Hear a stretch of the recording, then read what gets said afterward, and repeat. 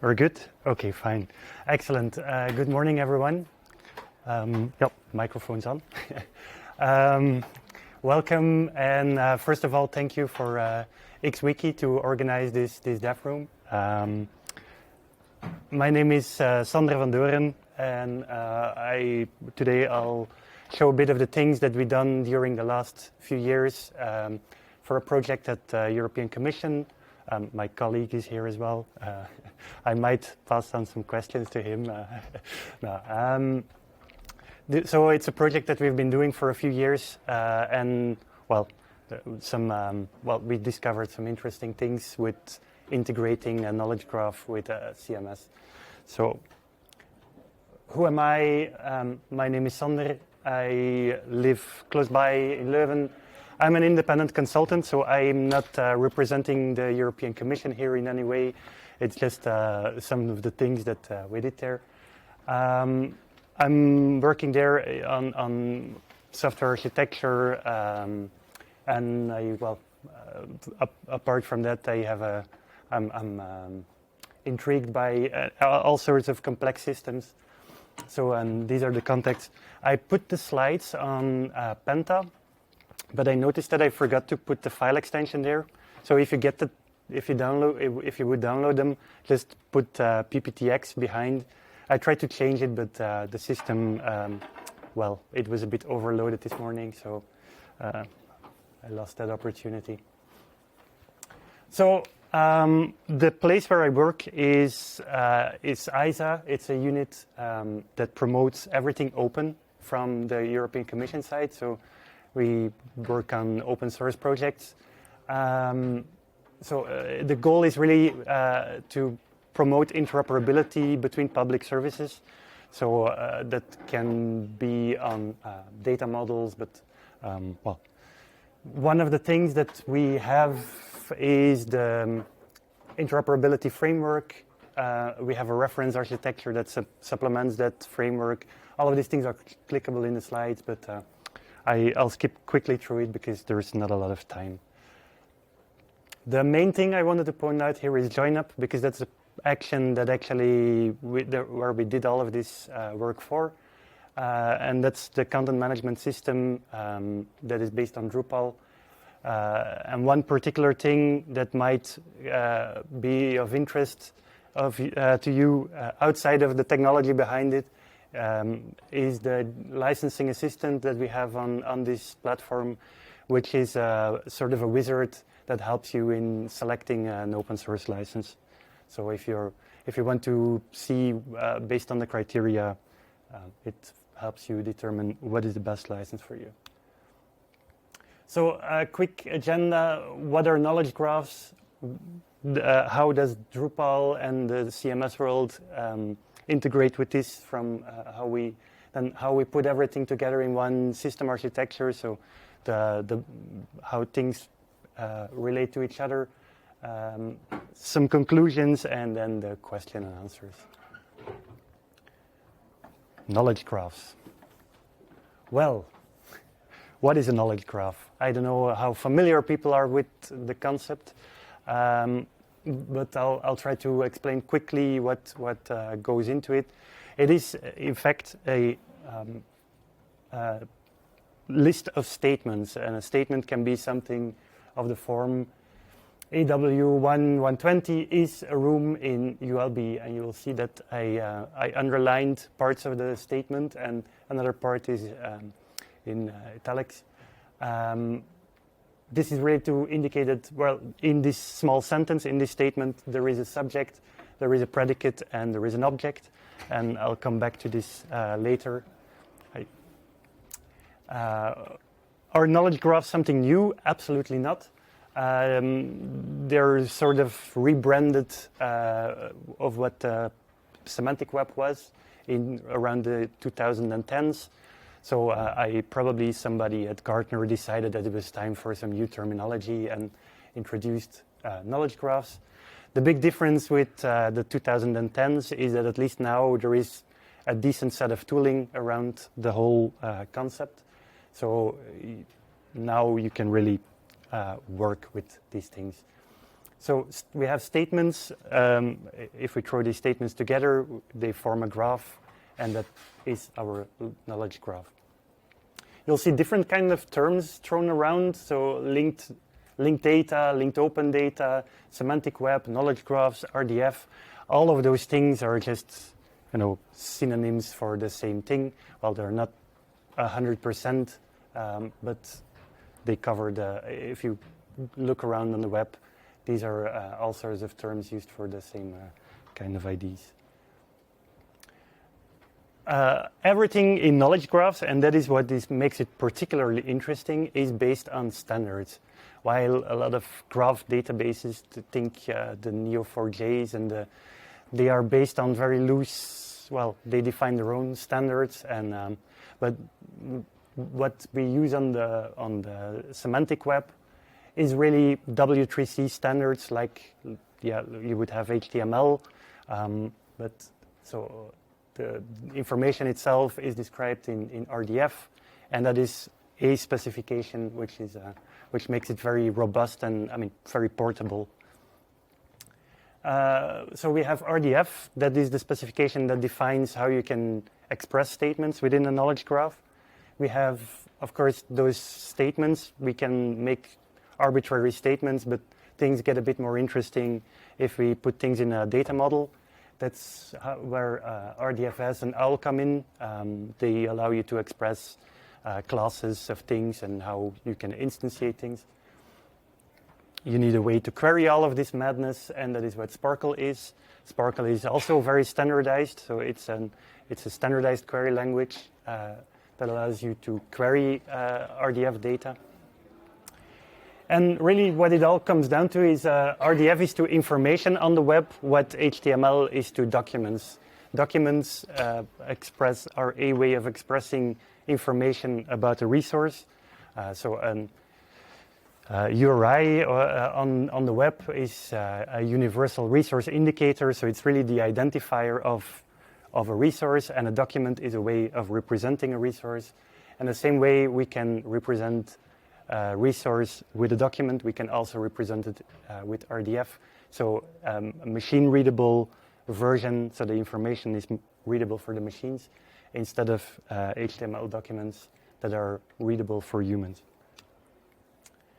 How does RDF work? If we see here our table of beers, some might be familiar of yesterday evening. What we do to express a tabular form in RDF is we take our ID, we turn it into a URI, so we put something, it looks like a URL, but it doesn't necessarily point to a document on the web.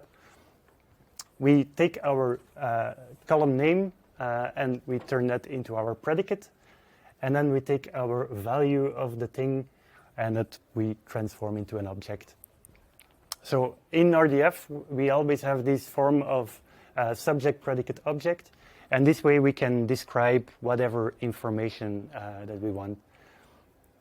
Sometimes this can get quite big because you have to be quite verbose in your in statements.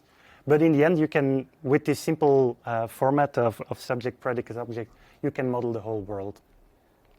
Objects is important to point out. Everything here, subjects and predicates and objects, can always be URIs. So subjects and predicates have to be URIs. Objects, on the other hand, can be either a URI or they can be an XML type, like a date time or something of that. Then, what's all of this about? Well, the magic is really in the URIs. Since, well, you make a statement, it's somewhere on the, you make a statement starting, describing the world with your domain name as the first part. If somebody else is describing data in another domain, well, you know that you'll be able to merge everything conflict-free, because, well, you just have a list of statements on one hand, you have a list of statements coming from another place, and you can concatenate the two together. What is another very interesting aspect of having these things displayed or represented with facts or statements is that you can build your applications in a way, because they operate on this graph of data, in a way that they ignore everything that is that they cannot understand outside of the data model. Now, RDF, we can represent it in multiple ways, or XML, JSON, Turtle, or any other sort of serialization. So if your web service works with JSON, you could add a bit of context and transform it into linked data or graph representation. I'll have to speed up a bit.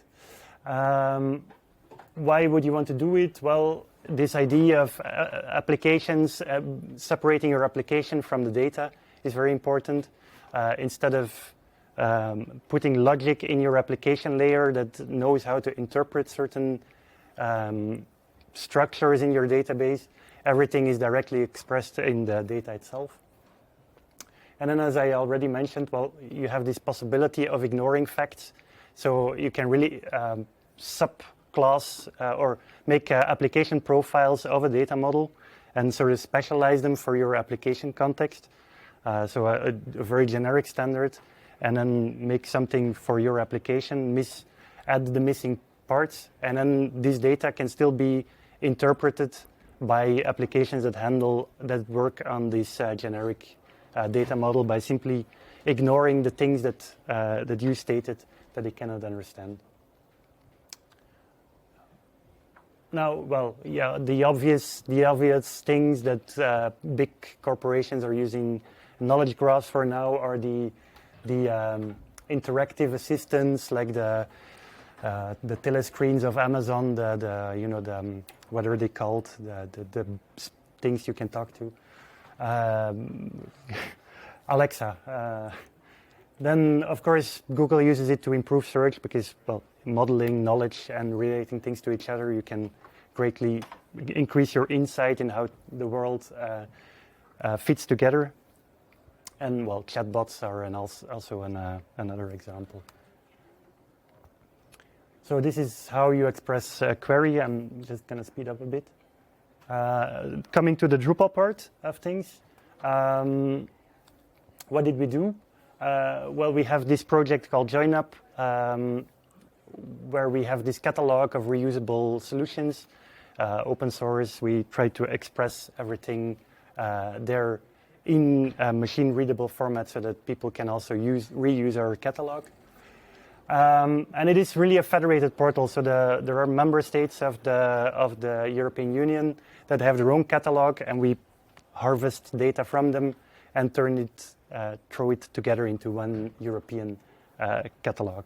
It's licensed under EUPL and it's open source. If you grab the slides, you can click on all those things and get to the GitHub page. So what was really the thing that we required? Well, that were required of us, the team that was responsible of the implementation. Well, it has to be the solution had to be free and open source. We had the requirement that our project had to be open source, which is always, of course, very nice. Drupal was part of the requirements because there is a lot of knowledge in the European Commission on Drupal. They know how to host it. Well, if you have a stack like this, try to reuse it. We had to publish our data as open data, so hence the RDF part. And then harvesting of other catalogs, so integrating data sources. And of course, well, the whole solution had to stay compatible with the contributed modules in the Drupal ecosystem. So that was another thing that we wanted to safeguard. What did we do? Well, we swapped out the database layer of Drupal. So we wrote our own ORM, let's say. We made a module that plugs into Drupal and that simply, instead of doing SQL, it does Sparkle. And since it's Drupal has a quite well-defined database abstraction layer, we can now express the same type of queries in the ORM as it would go to a SQL database. So whenever we hit save on a form, it just goes to the Sparkle, to the triple store database that stores everything in RDF instead of. And that was really our goal, was not to store any linked data concepts outside of the infrastructure layer, not to use any of those concepts. So it's a normal Drupal site from the outside, only on the infrastructure layer we have linked data things. I'm gonna skip this. Coming to it's not very readable. The resolution got to me.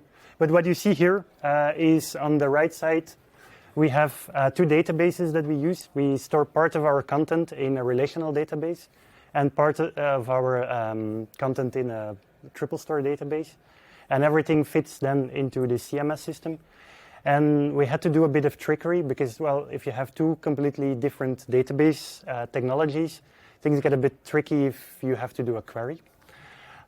So in the end, we decided to, well, let's index everything in Apache Solr, and we run our queries against Solr.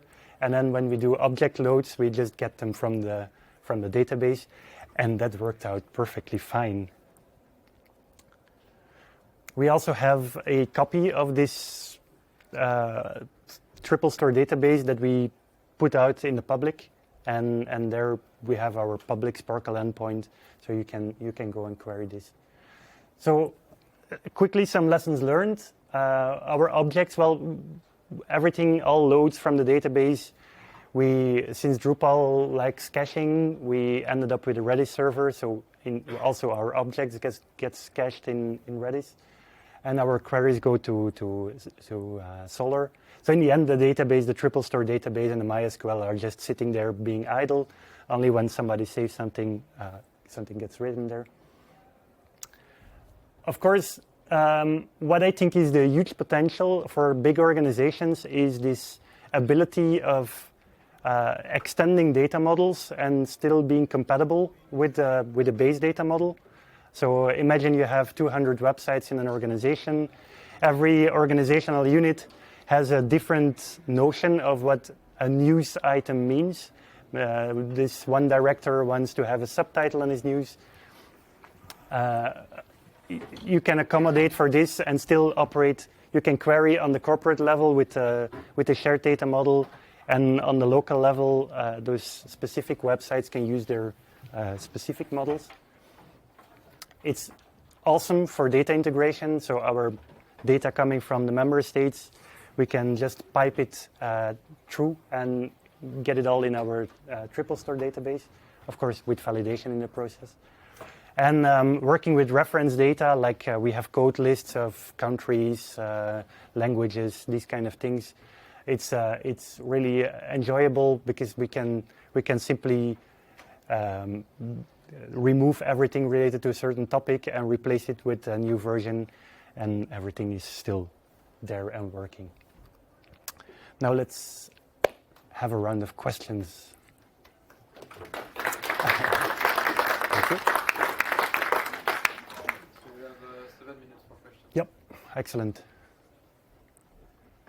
Okay, great. When you say that you use both a relational database and a triple database, is it simply a matter of everything that the system knows, the ontologies that it knows is the relational database, and all the predicates that we don't know are the triples, or is it more complex than that? No.